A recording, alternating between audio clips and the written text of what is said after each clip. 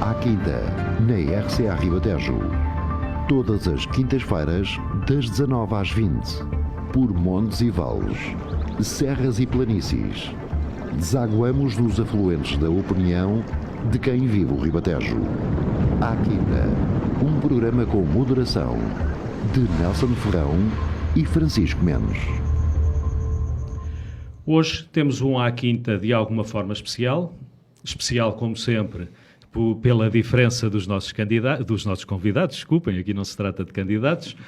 Hoje temos connosco Chico Noras, Francisco Noras.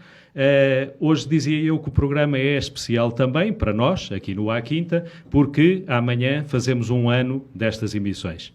Portanto, já são muitos programas, quase 50, e hoje temos, como eu dizia, Francisco Noras, que nasceu em 1991, tem, portanto, 32 anos, apesar de atualmente residir em Lisboa, nasceu em Santarém e é de Santarém.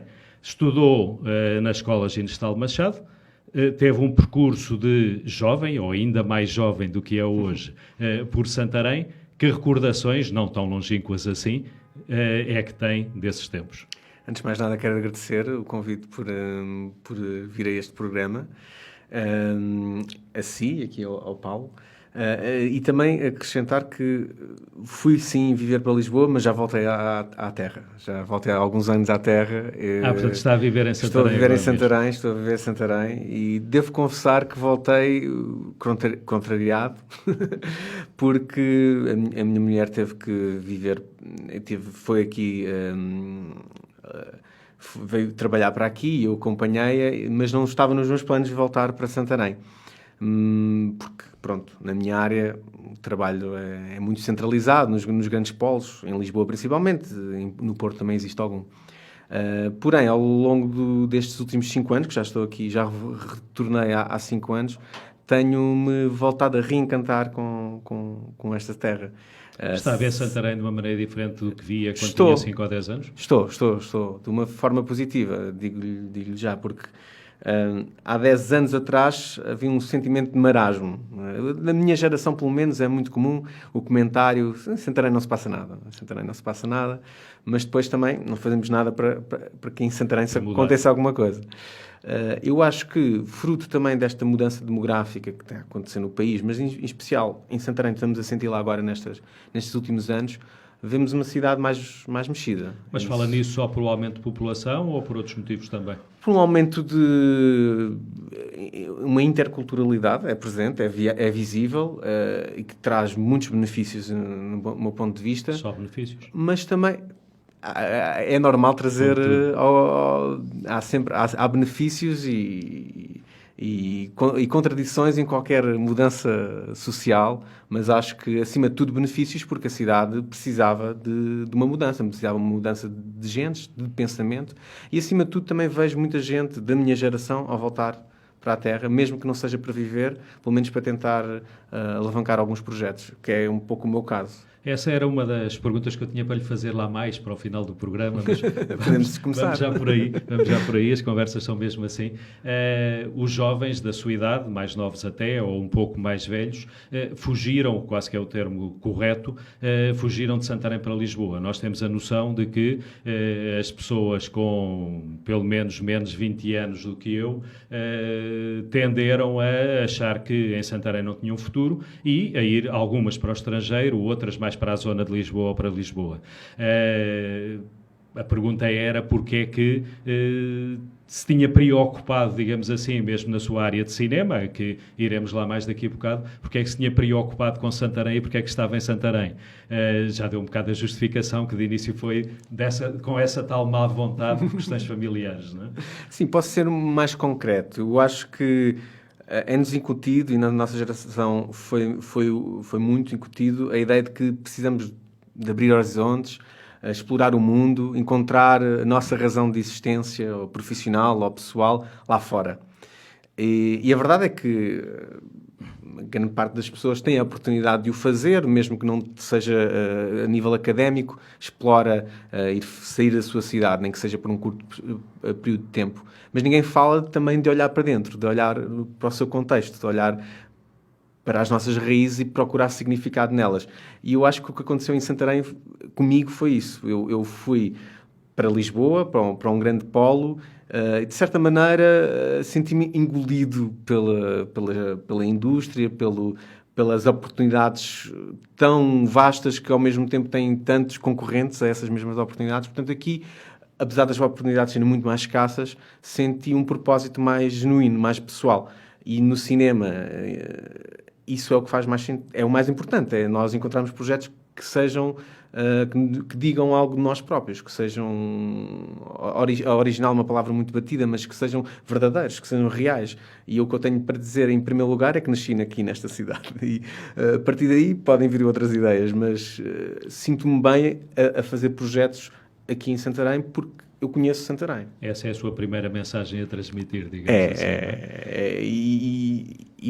E é sempre um atributo que trago nestes primeiros projetos que tenho tentado alavancar nestes últimos anos, é mostrar Santarém, seja o seu património, seja também as pessoas que existem aqui, artisticamente falando, os agentes culturais que podemos encontrar aqui. Obviamente que não se comparam com os grandes polos, que estão profissionalizados, que estão institucionalizados e que têm verbas para o fazer de forma regular.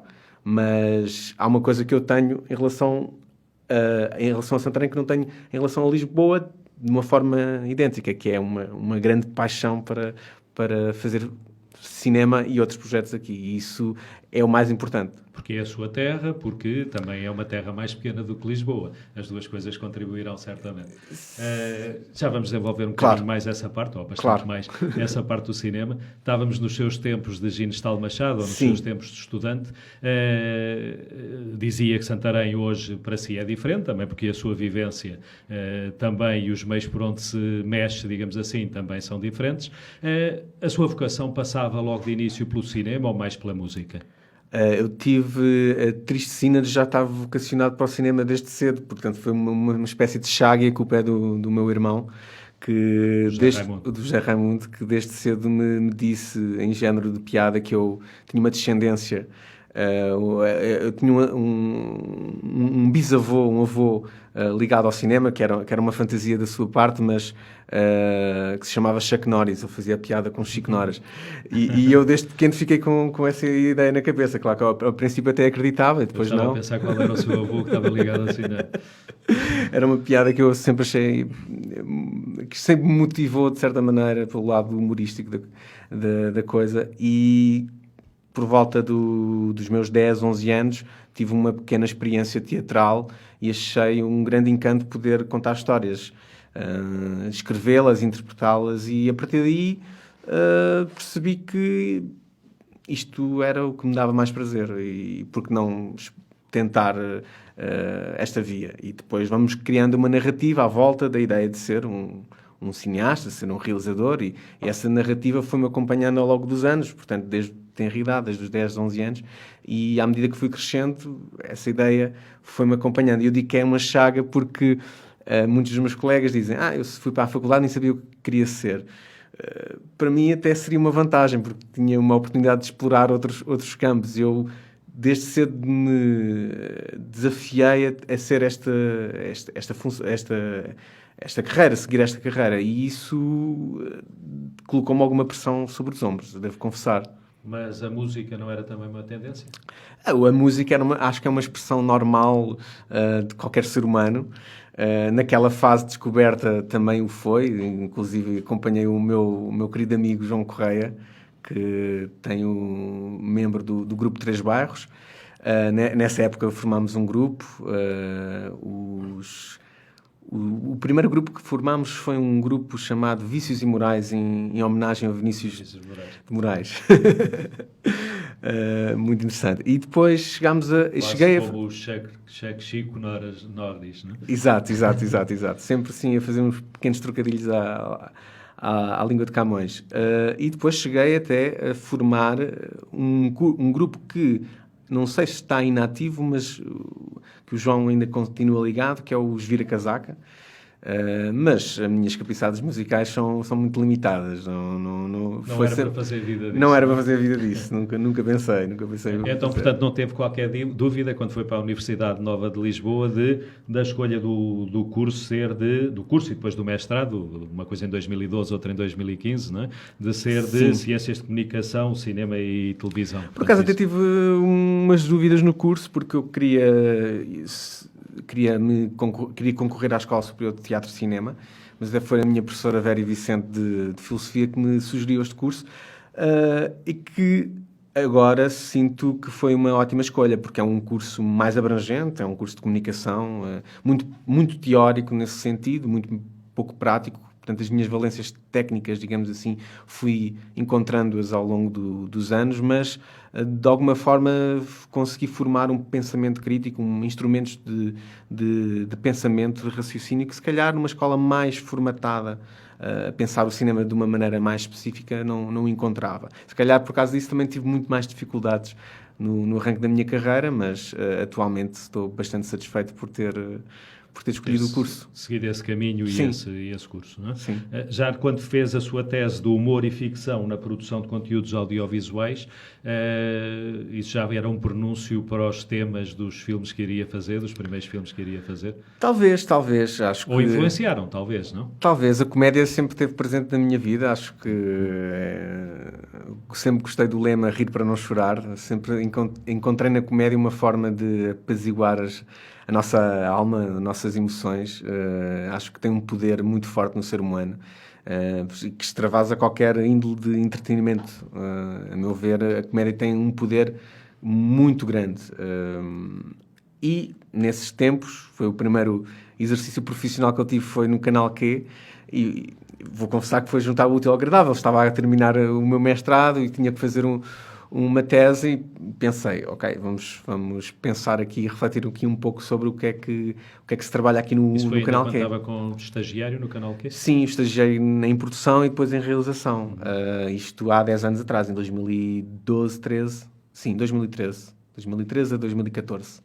Se não estou em erro. Portanto, a sua experiência profissional foi sempre nesta área, mais ou menos, da comunicação, pelo menos? Sim, como eu lhe disse, não tive um percurso direto no cinema, não entrei no ciclo normal e não fiz a carreira de estagiário, assistente de realização ou assistente de produção, porque também fiz uma formação um pouco paralela. O curso, sim, é de cinema e televisão, mas é um curso vocacionado para pensar a comunicação, e claro que tem uma vertente muito ligada ao jornalismo. E então as minhas primeiras oportunidades profissionais foram mais junto de televisão.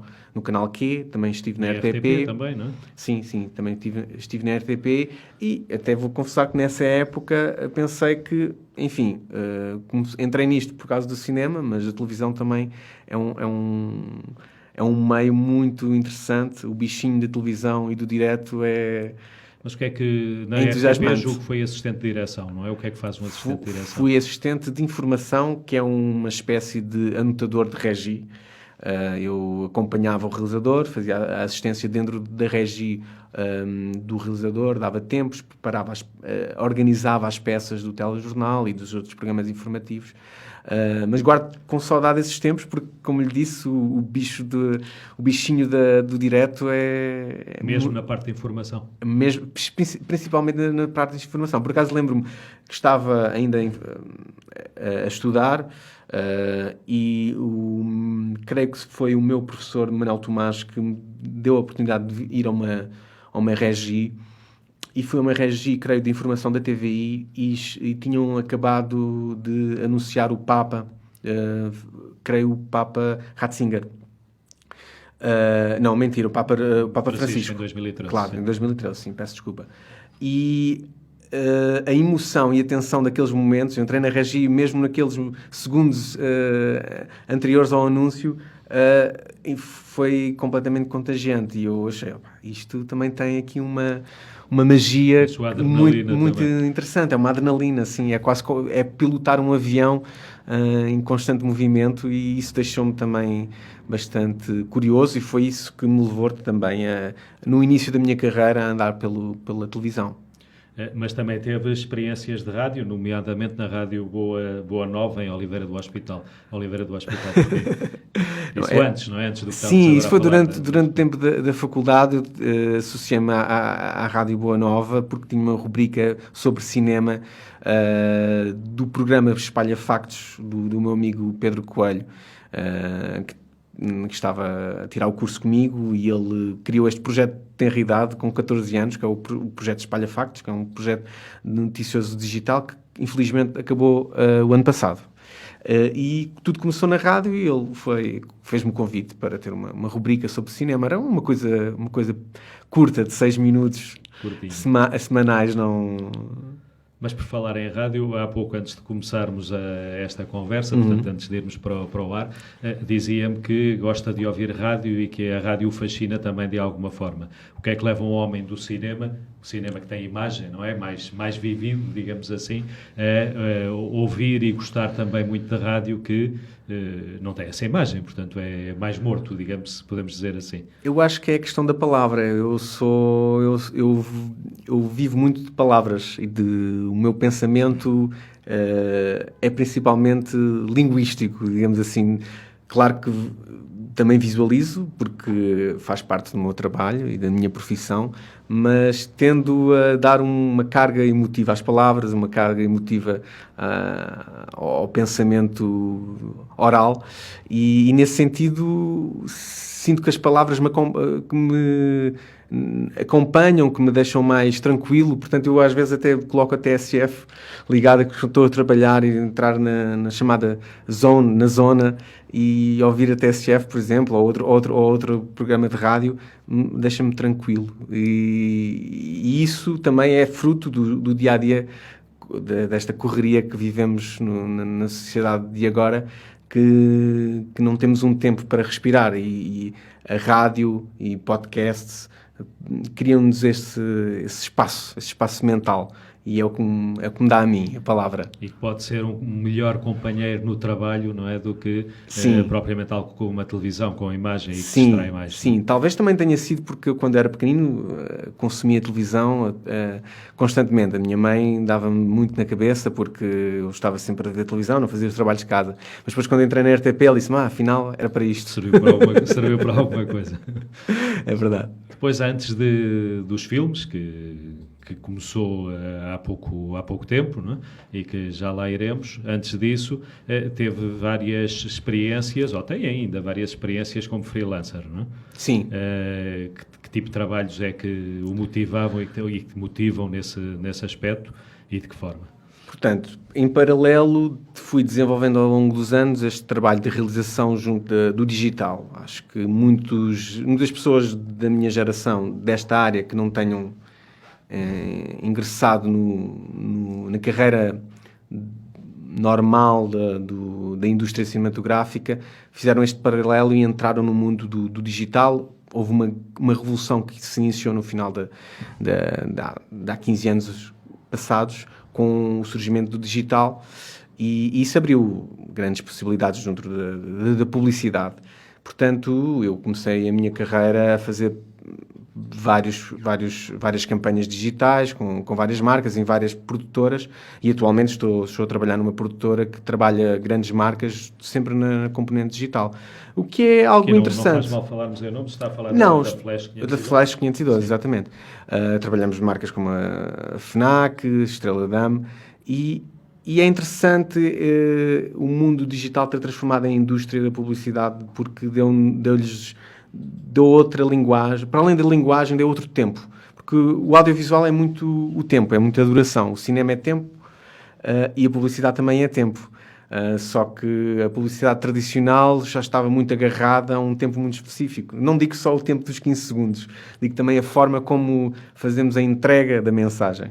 E o digital abriu esse mundo, esse leque de oportunidades. Claro que agora, ao longo destes últimos 15 anos, também foi ganhando os seus vícios, mas como é uma forma nova de passar uma mensagem, há possibilidades, há formas criativas de o fazer que nos meios mais tradicionais não o temos. Mas o seu trabalho passa também por isso, por essa parte da criatividade, ou só pela Sim. parte mais da filmagem, digamos assim? Felizmente estou numa casa que tende a ir contra a maré, porque nesta indústria a linha de montagem passa muito pela criatividade, está associada às agências criativas e a concretização às produtoras. Haver ali uma separação. Sim. Há uma separação, mas nós tentamos entregar o bolo completo, a chave na mão, porque a nosso ver, pensar o vídeo de raiz é o que faz mais sentido para termos um projeto, um produto completo, um produto coerente. E para mim, pegar num projeto do princípio ao fim é o mais entusiasmante, é o mais estimulante. É ter a ideia e vê-la crescer e vê-la sair de casa. Não? Há ali maior uniformidade também na coisa, provavelmente. Sim, também é verdade. Mas pegando nessa questão da publicidade, uma coisa que muitas vezes penso é se o excesso de criatividade não faz com que se perca o intuito da mensagem. O que eu quero dizer com isso é, por vezes vemos anúncios que estão engraçados, se percebe que são bem concebidos, que quem os pensou-os bem em termos de mensagem, mas que afastam completamente da mensagem que se pretende publicitar. Procura evitar isso ou não? Eu acho que, por acaso, é interessante porque tive essa reflexão recentemente.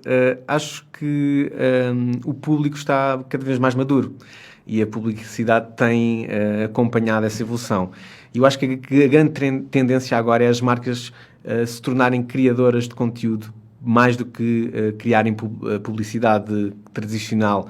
E essa tendência criativa é verdadeira e nos grandes palcos é o que vemos, anúncios bem elaborados que a marca é secundarizada, mas uma tendência interessante no digital é marcas serem a voz de pessoas, de histórias que as acompanham e que, de alguma maneira, são curadoras dessas histórias e a mensagem não é importante nesse sentido. O sentido é a marca mostrar-se e colocar-se no mapa como curadora ou como criadora de conteúdo.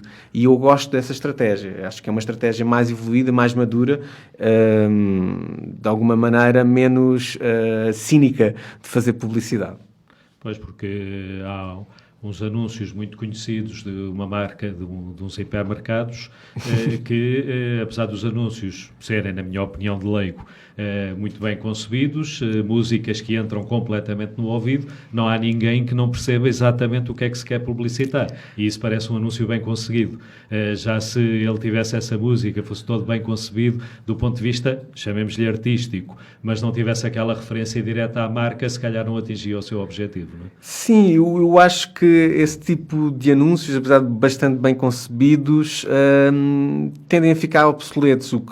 A tendência mais interessante agora é a marca usar o anúncio como uma forma de manifesto, de defender uma causa, associar-se a uma causa, associar-se a um editorial. E vimos isso, claro, publicidade é publicidade e há sempre uma agenda associada. Mas, de alguma maneira, é tornar a publicidade mais legítima e tentar com que se tenha um impacto social verdadeiro. E vimos isso, por exemplo, nas campanhas de Natal do último Natal, vemos grandes marcas a tentarem sublinhar campanhas e questões importantes no paradigma social. Vocês têm feito, ou o Francisco tem feito, algum tipo de anúncios desse género?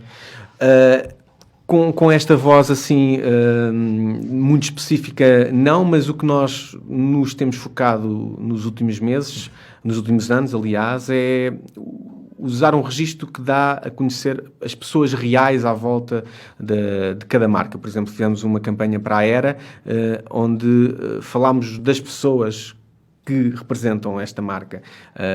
Entrevistámos-los e não entrevistámos do ponto de vista do que é que eles fazem em termos profissionais, não. Que eles são verdadeiramente. E eu eles acho são como gente, como pessoas. Como pessoas. E eu acho que numa sociedade em que cada vez mais é difícil termos uma conexão emocional e verdadeira com as pessoas, é cada vez mais imperativo darmos a conhecê-las através da publicidade ou do digital, do conteúdo digital.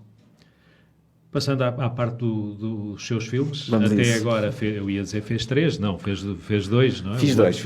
O outro, Estou, lá vamos ao ponto de irei situação. fazer o terceiro, espero eu. Exatamente, com certeza que sim. O primeiro foi em 2021, não é? Exato.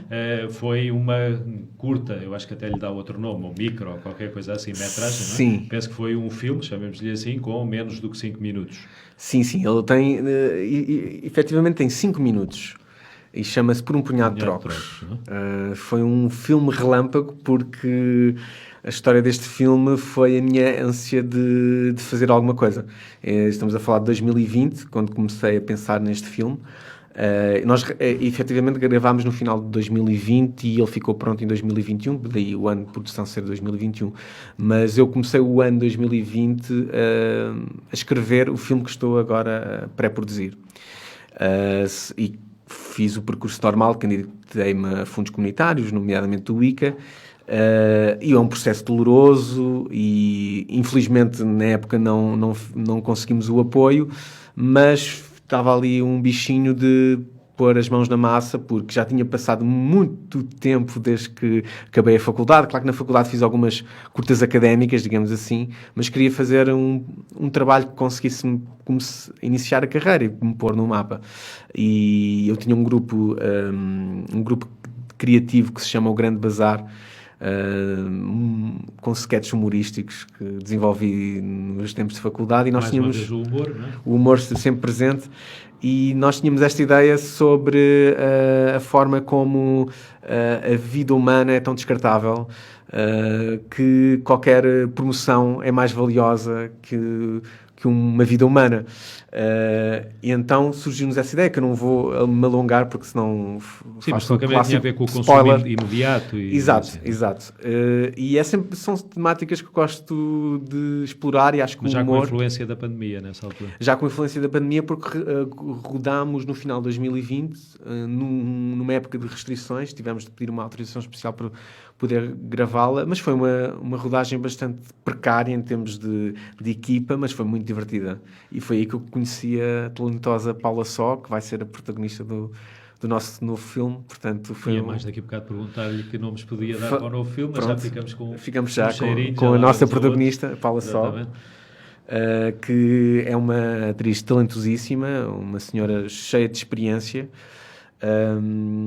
e uma coisa que me tem vindo a ser natural, e agora, neste terceiro filme, comecei-me a perceber que é uma tendência natural para mim, que é escrever histórias e dar palco a personagens femininas e a personagens que de alguma maneira foram ostracizadas pelo patriarcado, podemos pôr desta maneira, ou então pela nossa sociedade altamente consumista e capitalista.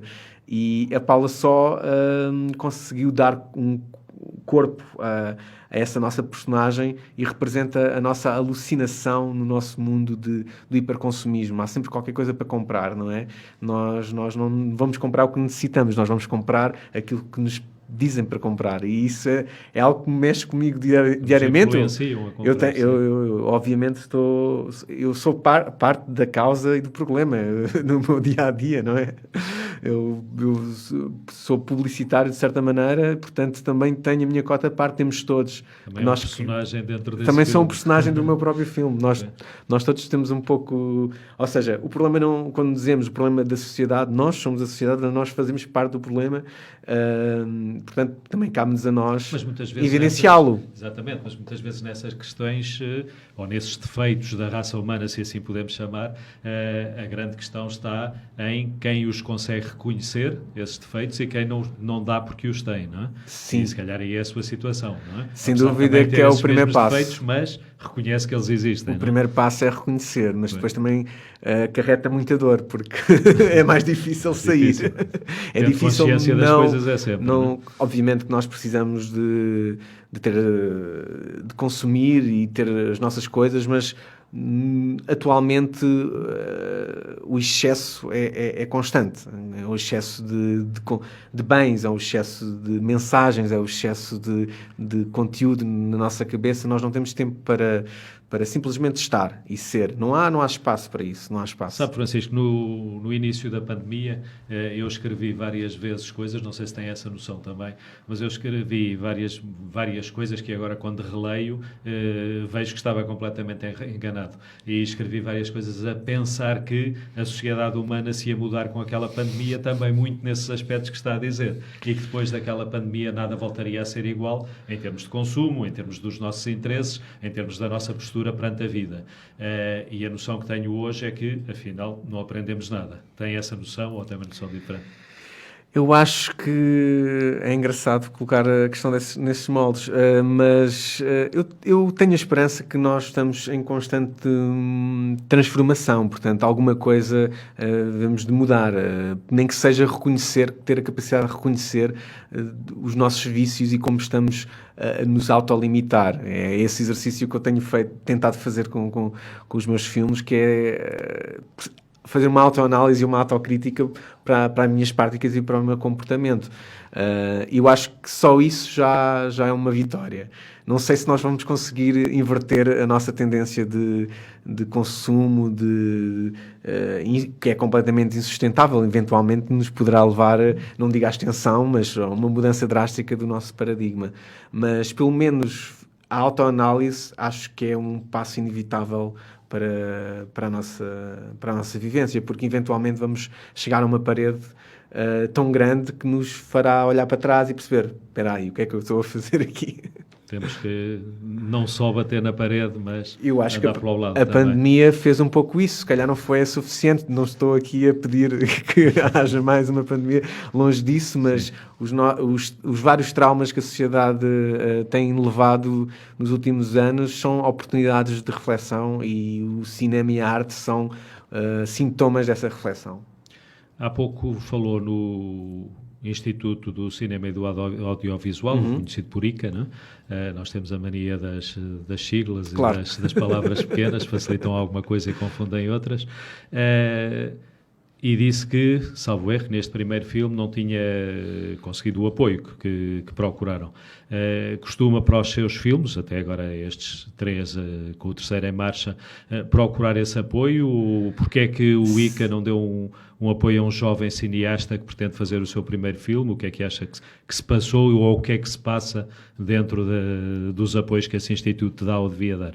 Os fundos comunitários para o cinema aqui em Portugal têm circuitos muito peculiares. O do ICA é o mais volumoso, obviamente, que é o que vem diretamente do Ministério da Cultura, e é obviamente uma necessidade de tentarmos, com todos os projetos, candidatarmos ao ICA, mas a tendência é sempre privilegiar projetos que têm uma base forte de garante concretização, ou seja, associarmos a produtoras que já têm trabalho feito.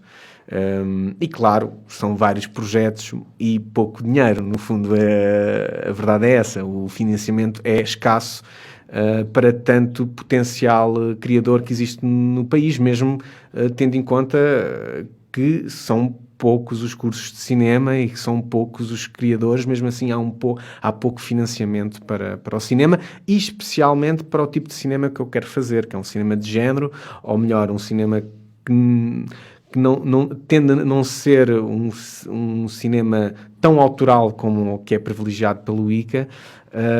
Portanto, é uma via difícil de conseguir com isso, tão autoral. Tão autoral como eles pretendem? Eu gosto de pensar que o meu cinema também é um produto. Portanto, é um produto artístico, mas também é um produto para consumo. Gostava de criar cinema que conseguisse estar entre esses dois grandes polos para também ser viável. Não é? Eu acho que a arte pode ter essa viabilidade económica e financeira. Não do ponto de vista capitalista de ganhar dinheiro, mas para ser sustentável. Acho que o importante é uma arte cara. Nós sabemos que é uma arte cara. Fazer um filme não é a mesma coisa de fazer um quadro, pintar um quadro. Portanto, nós temos criar meios de sustentabilidade. E claro que o ICA e o financiamento público é uma via, mas não devia ser a única via, e cabe a nós criarmos uma indústria e pedir, obviamente, aos agentes da sociedade civil e aos agentes públicos para criarem essas condições. E uma das formas, a forma que eu encontrei, é ir a bater a todas as portas possíveis e imaginárias. E inventou, para este caso, dos seus produtos. Já estava inventado o crowdfunding também. O crowdfunding é uma das formas. O crowdfunding é uma forma de tentar apelar aos amantes do cinema e àqueles dentro da minha esfera mais alargada, que é Santarém, essa possibilidade de ajudar a criação da arte, porque o cinema tem esse lado agregador, não só para quem vai ver e para quem pode falar do cinema, mas para quem o pode produzir, porque é verdadeiramente uma arte coletiva. Eu acho que o problema é darmos demasiado atenção, e contra mim falo, a quem dá a cara por um projeto cinematográfico, que seja o produtor ou o realizador. Mas se formos a pensar bem, um filme não se faz com menos de 30 pessoas, ou 20 pessoas. Claro que há casos e casos. Temos aqui o caso do João Gonzalez, que é um excelente realizador, uma jovem promessa que devemos nos orgulhar bastante, que teve uma equipa muito pequena para fazer o seu filme, mas porque não teve a oportunidade de ter uma equipa maior. É por causa disso. Portanto, o cinema é uma arte coletiva.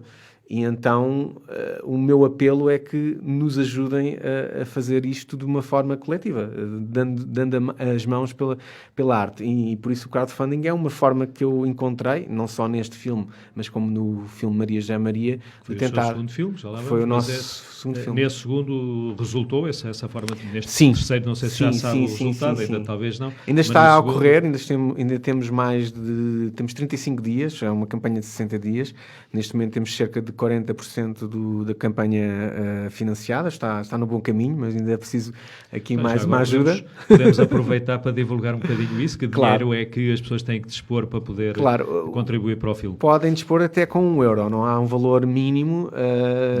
Nem máximo. Toda a ajuda é bem-vinda, é como se diz, a união faz a força neste sentido. Quanto mais apoiantes tiver, mais... E não só é questão do dinheiro, é saber que existem pessoas que querem ajudar e querem produzir. E de alguma forma fazerem parte do filme também. E fazerem parte do filme. Por essa ajuda, não é? Claro, é criar uma pequena comunidade à volta da produção do filme, e que isso me enche o coração, porque depois, quando finalizo o filme, é logo a eles que quero mostrar, é logo a eles que queremos mostrar o produto final, porque eles fazem parte dessa construção. No fim de contas, são produtores também do filme. São produtores do filme. São produtores. Podemos aqui aproveitar também para fazer um bocadinho de publicidade a isso, e quem quiser colaborar desta forma para o seu terceiro filme, que já falaremos daqui a pouco, como é que na prática o pode fazer? Então, tem várias vias. O filme chama-se O Procedimento, portanto, pode inserir no motor de busca o procedimento e a sigla PPL, que é da plataforma de angariação de fundos, e, em princípio, irá diretamente à página do crowdfunding. Portanto, mas, se quiser utilizar as redes sociais, pesquisar o procedimento no Facebook ou então no Instagram, e facilmente encontrará o sítio. A forma de depois colaborar e ser também produtor, digamos assim, ou co-produtor do procedimento do filme que está a desenrolar em Santarém.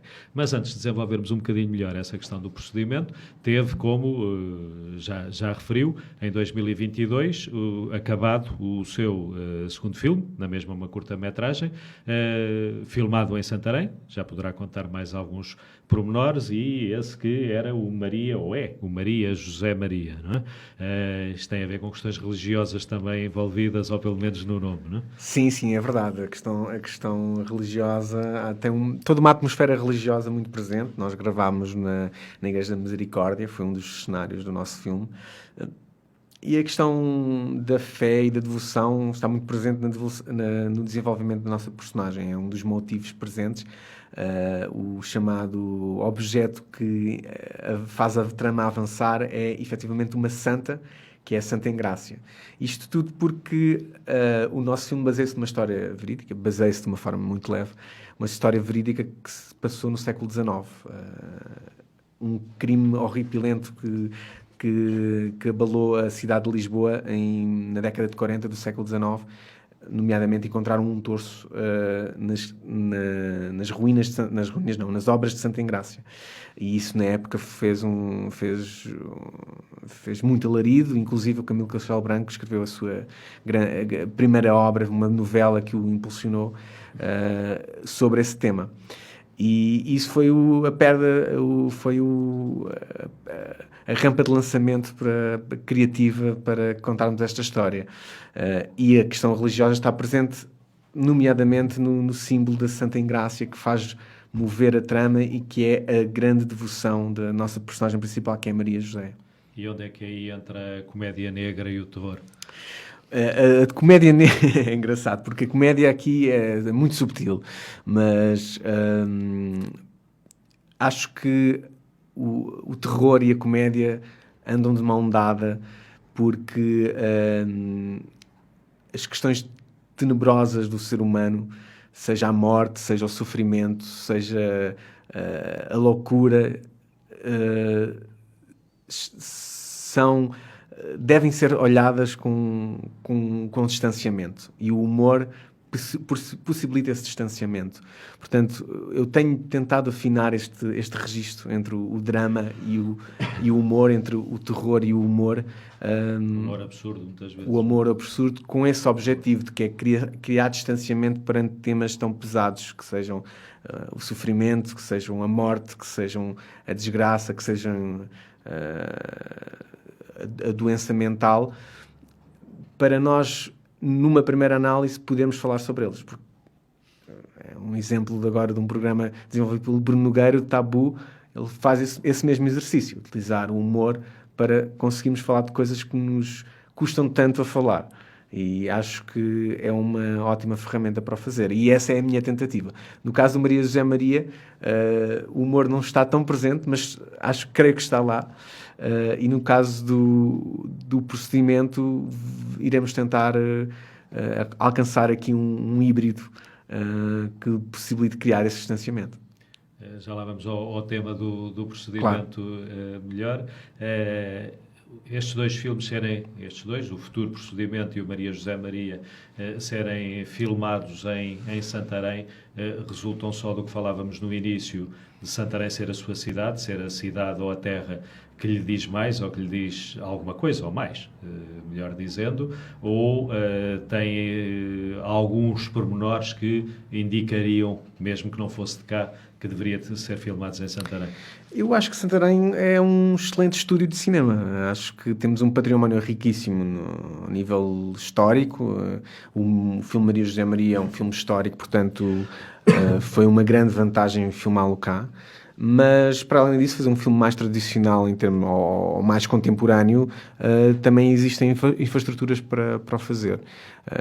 O procedimento, não há nenhuma valência específica que o faça fazer cá, a não ser, obviamente, o contexto e a abertura que a cidade teve para receber este projeto. Acho que, nesse sentido, só tenho a agradecer não só à Câmara, como também ao Hospital de Santarém, por abraçar desde logo este projeto e obviamente não seria algo fácil de fazer em Lisboa, ter um hospital que aceitasse desenvolver... Só pela dimensão ou por... uma maior frigidez nessas questões? Porque acho que é isso, porque... Ou por ser de cá, ou na Santarém foi diferente por ser de cá? Porque como não estamos num polo, não estamos no sítio onde os projetos são cada vez mais, existe um maior deslumbre para projetos desta índole, portanto existe uma maior abertura. Creio que em Lisboa seria muito mais difícil não só chegar a esses contactos, mas também existir receptividade para o receber. Mas também aqui em Santarém tinha as portas mais abertas porque conhecia as pessoas, não é? Exato. Também é essa proximidade que é natural, e nós também devemos olhar para o que nós temos ao nosso lado e potenciar esses recursos. Eu acho que foi esse exercício que eu estava a falar no início de olhei para Santarém e vi o que a cidade me podia dar, e em contrapartida o que é que eu poderia também oferecer para Santarém. E o que eu acho que a nossa geração, que a minha geração pode oferecer é tentar tudo o que nos últimos anos conseguimos aprender lá fora, voltar a Santarém e tentar ajudar a Santarém a reerguer-se destes tempos mais estagnados que vivemos, principalmente na cultura da nossa região. Neste filme, o procedimento vai procurar abordar de uma forma humorística também, de alguma forma humorística, a eutanásia, que é um tema que, até por questões legislativas, tem sido muito, muito falado nos últimos tempos.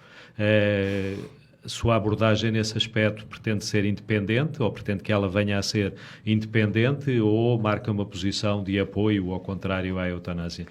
O filme não pretende ser moralista, longe disso. Eu tenho, obviamente, uma posição e os criadores, eu não escrevi sozinho, eu escrevi com o Rafael Traquino, temos uma posição específica em relação à eutanásia, mas o filme, apesar de ser só de 15 minutos, pretende ter várias camadas tão densas que a questão da eutanásia é só mais uma temática, é só mais o contexto desta história, que efetivamente é sobre o valor da vida, sobre, novamente, onde é que na sociedade atual nós colocamos o valor da vida. A meu ver, o exercício que eu sugiro é, se a legislação que está a ser debatida atualmente o tivesse sido feita há 40 anos atrás, onde é que estaríamos agora em relação ao valor da vida, ao valor que a sociedade dá à vida. E eu acho que teria sido completamente aglutinada pelo grande capital. Eu acho que teríamos associado o valor à vida, como já o fazemos, à alta produtividade. Portanto, se não somos produtivos, não deixamos de encontrar um sentido para a vida. E esse é o exercício que tentamos fazer no procedimento.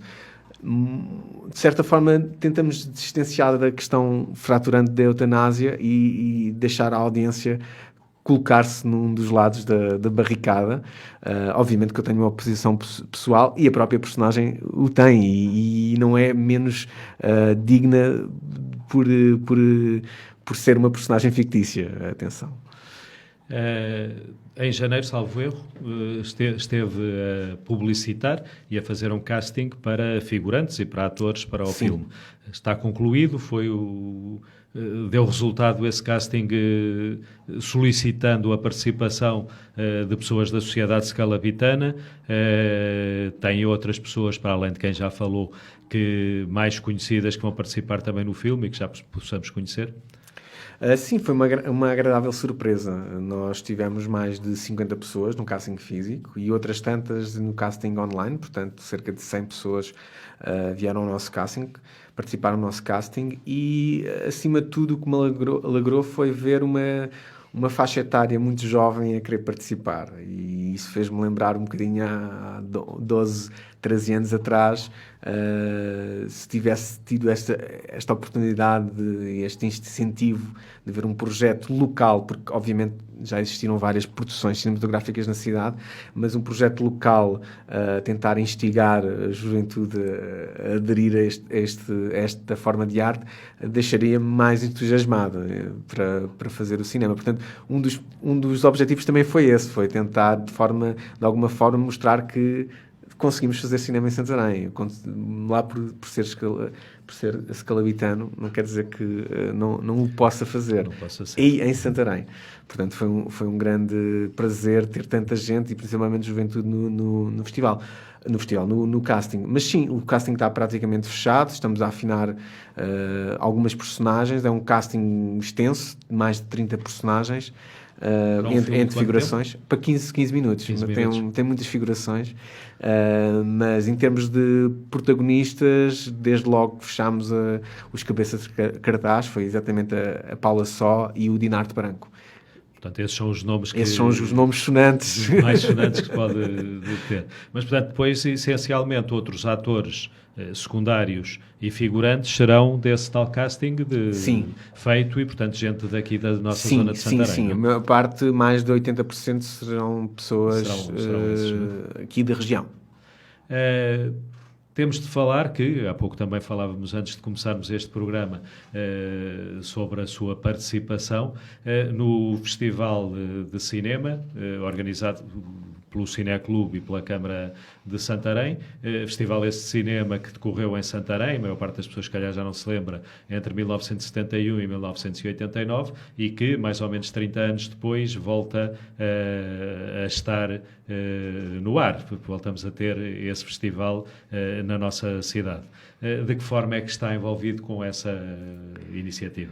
É com muito orgulho que consegui me envolver nesta iniciativa. Aliás, foi um ímpeto meu não de reativar este festival. Eu tinha uma ideia muito romântica de fazer um festival aqui em Santarém, mas eu know-how para o fazer tinha pouco ou nada, portanto enderecei ao Cineclube de Santarém, na figura da Rita Correia, e ela sugeriu, por que não, tentarmos reativar o festival, porque não só a temática do festival, que era uma temática agrícola e rural, pode ser muito facilmente modernizada nos dias que correm, a questão ecológica. Agora, em relação do ser humano com o seu meio, não é? Exatamente, a relação do ser humano com o meio é o tema mais essencial nos dias que correm. A questão ambientalista e a questão ecológica é tão emergente que deve ser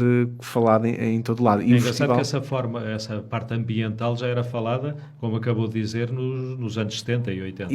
Exato. Portanto, o nosso objetivo é olhar para o passado não de um ponto de vista saudosista, mas de uma forma atualizar a temática e olharmos para o futuro. É o clássico de olhar para o passado olhando